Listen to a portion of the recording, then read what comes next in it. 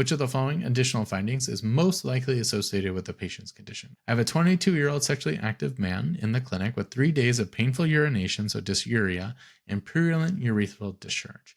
He denies any ulcers or lesions. Physical exam is relatively normal except for that discharge, which is not normal, but relatively normal. And we see gram-negative diplococci.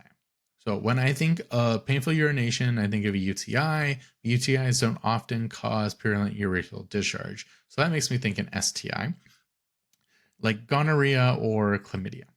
No ulcers, no lesions. Okay, that's good.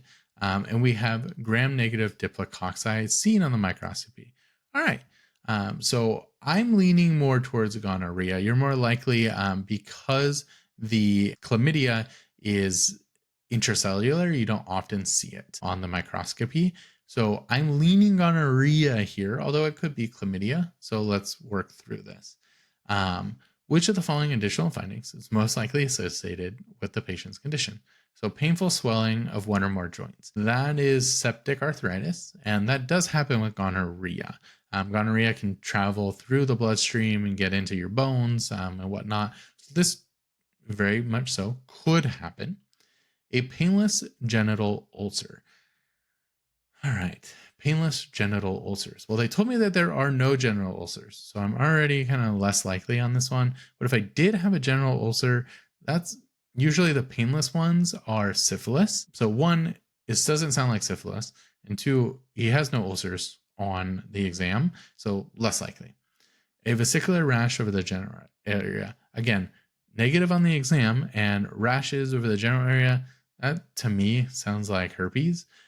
Painful inguinal lymphadenopathy with suppuration.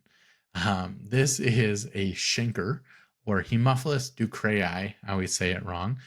Anytime you see something painful, like a painful lesion, a painful chancre, something like that, that's Haemophilus ducreyi. And a diffuse maculopapular rash, including palms and soles. That's also syphilis. Secondary syphilis likes to cause a rash. So of these, this is syphilis, this is Haemophilus, this is herpes, this is syphilis, this is gonorrhea.